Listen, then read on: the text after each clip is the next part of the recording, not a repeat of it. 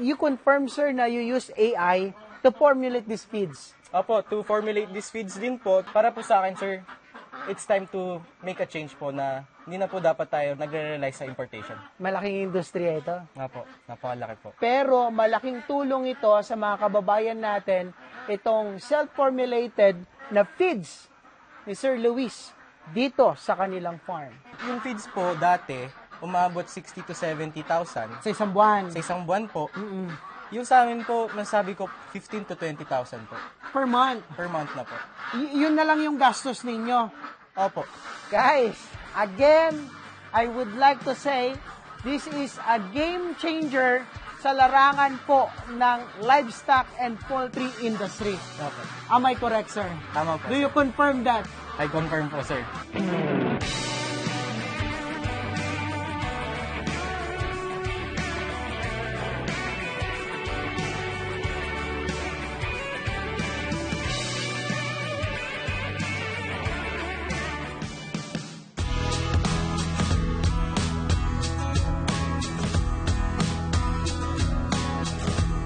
Guys, no, abang ginagawa ni Sir Luis ang ipapakain natin sa mga alaga nilang Peking ducks, kumbaga their own formulation, hindi na natin madidiscuss yun.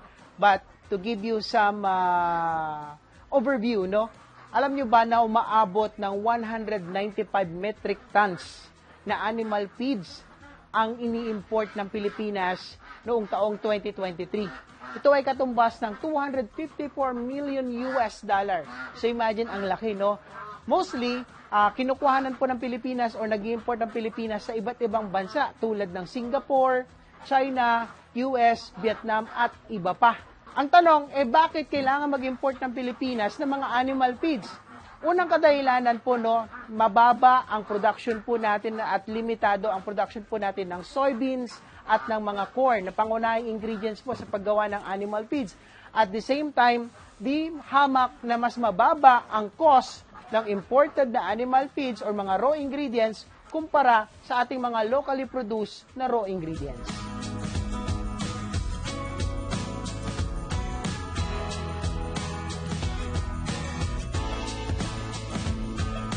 Ilang years nyo nang ginagawa at yung research and development nyo dito sa feeds ninyo at may mga challenges encountered po ba kayo dito? Bali nasa ano na po kami, nasa kalating taon pa lang po sa pag-produce ng feeds. Tsaka marami pong challenges, sir. Hindi po namin maiiwasan yung mortality. Okay. Kasi hindi po din namin natatansya yung total na energy tsaka protein na nabibigay namin, sir. Okay. Meron pong mga malnourished na tsaka namatay po. Pero ngayon po, sir, wala po kaming mga mortality. Okay, so naagapan nyo na yon. Apo, naagapan So na po umpisa lang yon yung may mga talagang na-encounter kayo na namamatayan ng Peking Apo. ducks dahil yung formula ninyo hindi pa ganun ka pulido. Apo. Pero as of the moment, sir, habang nagkukwentuhan tayo dito, you can say na yung feeds na pwede nyong ibigay sa mga kababayan natin na pwede nilang bilhin is 100% guaranteed Apo. safe. Safe and na po. mamimit nila yung requirement para sa nutrients ng kanilang mga alaga. Opo, sir, kasi yung target po natin is hindi lang yung pagbaba ng feed production cost Yes. po. Kung baga, tina-target na din po namin yung sustainability health ng mga alaga po namin. Okay. Yung siguradong hindi po sila maano tsaka tuloy-tuloy pong mangingitlog. Nice, no? Ang ganda ng kwento ni Sir Luis. Opo. Okay. Batang-bata, 21 years old. Ang saya lang no ng pakiramdam, mga kabidyo, na ikaw mismo yung gumagawa ng pakain ng mga alaga mo. Kasi katas ito ng pag-aaral, katas ng pagpapractice, trial and error, di ba, Sir Opo. Luis?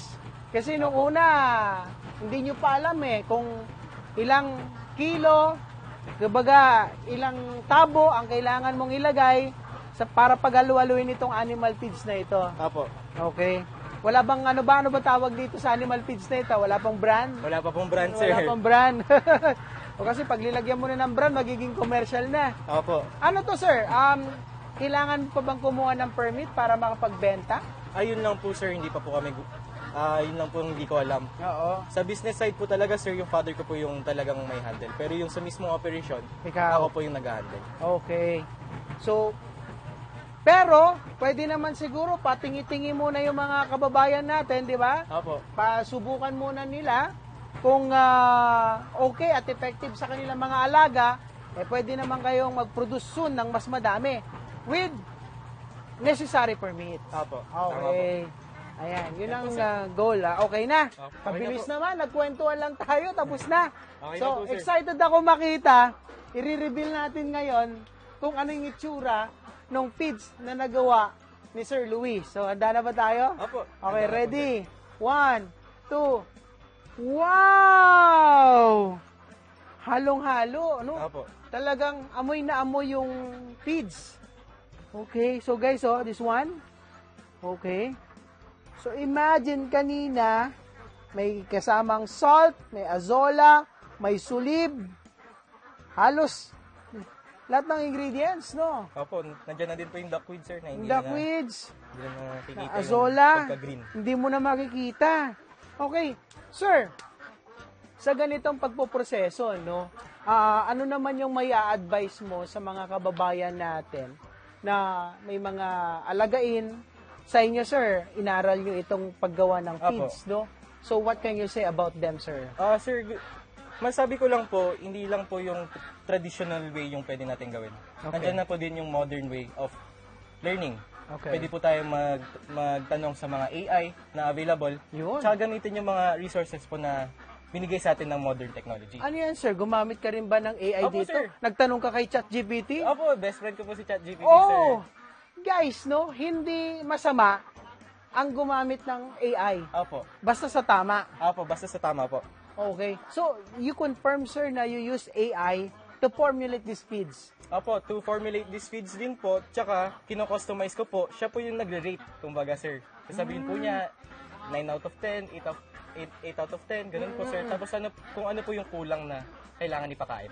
Okay. So, parang sinasabi mo siguro, tinatanong mo kay ChatGPT o sa mga AI app, okay, ito yung ingredients ko. Opo. Okay? Ano pa yung kulang to meet the requirement? Opo, tama po. Guys, utilize the technology. Opo. Like Sir Luis, IT student, magaling. Di ba? Na-utilize.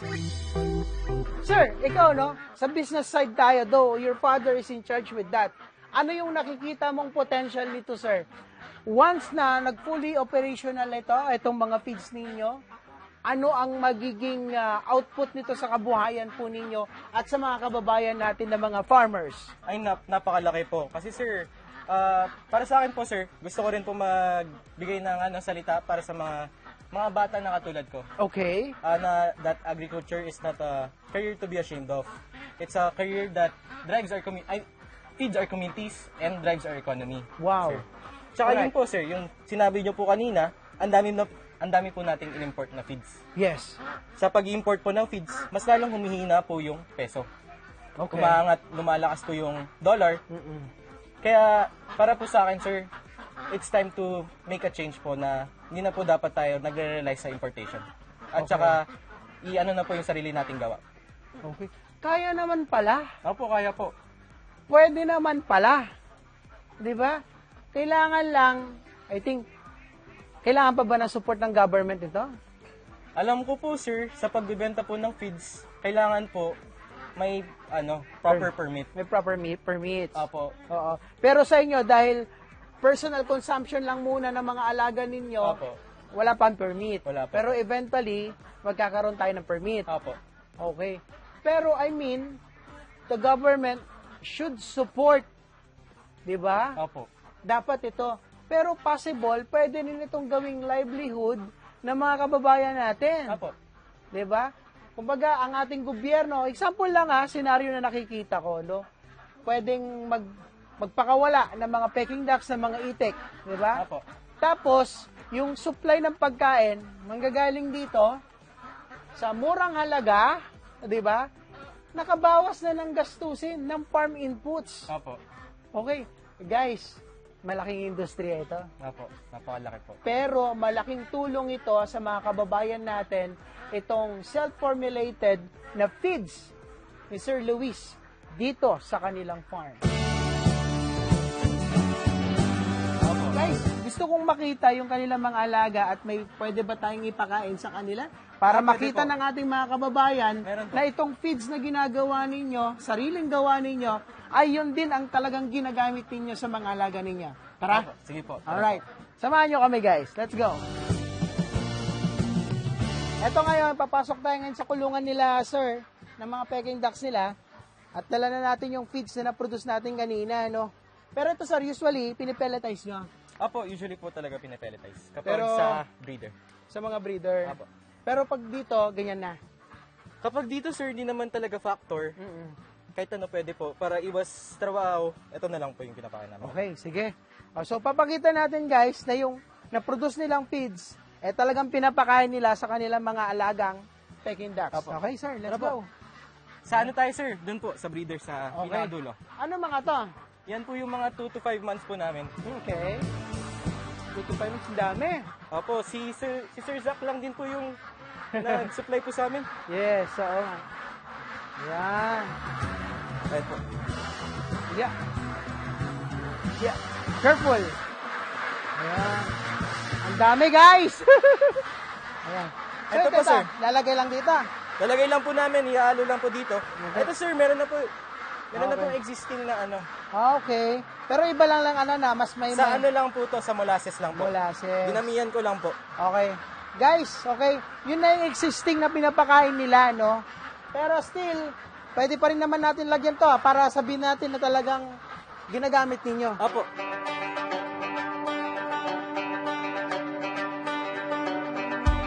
Binigay mo na yung pakain. Sir, ano naman yung benefits ng mga alaga mong Peking ducks dito sa sarili nyong formulation ng feeds? Yung benefits na nakuha po ng Peking duck namin, sir, is yung nutrition po nila, controlled namin, sir. Okay. Kahit ano po, pwede namin ipaano. Kaya makikita po talaga namin kung effective or hindi. Okay. Kaya naman po, nakita naman po natin. Actually, sir, galing lang, naglugon pa lang po yung mga alaga po Paglugon, namin. yes. Oo. Opo. Oo. Tapos, makikita nyo po ngayon, magaganda na po ulit yung balahibo nila. Kasi doon po natin mabibase yung kapangitan ng isang feeds. Okay. Kung pangit yung balahibo po. Okay. Ilang ba piraso lahat ng mga alaga ninyong Peking ducks dito, sir? Ito, sir, nasa 100 pieces po itong mga breeders namin. Okay. Ito pong sa kabila, 200 pieces. Yung nasa taas po, sir, more than 1,000 po. So, more or less, nasa 1,000 plus yung mga alaga niyo dito. Nasa 2,000 po. 2,000. Apo. Okay, lahat-lahat. Apo. Tapos, ang pinapakain nyo lang, itong sarili nyong feeds. Apo.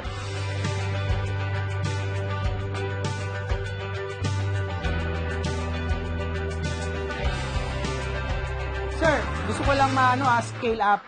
Parang doon sa mga raw ingredients na mayroon kayo dito at kayo na nagmi-mix, parang sa savings ninyo, sir, sa isang buwan, usually dati ba, magkano yung nagagastos nyo nung commercial feeds pa yung gamit ninyo? Ngayon, sir, how much na yung nasisave ninyo na kayo na mismo ang nagpo-formulate, nag-mix ng inyong pakain?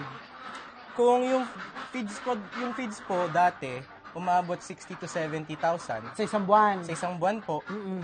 Yung sa amin po, masabi ko 15 to 20,000 po Per month? per month na po. Yun na lang yung gastos ninyo. Opo. Guys, again, I would like to say, this is a game changer sa larangan po ng livestock and poultry industry. Opo. Am I correct, sir? Tama po, Do you sir. confirm that? I confirm po, sir. Nice, no? Galing. Yun po, no? Yun po yung kagandahan ng sinasabi ni Sir Luis. Sila ang nag-research, sila ang nag-formulate, gumamit sila ng AI para ma-formulate itong feeds na ito.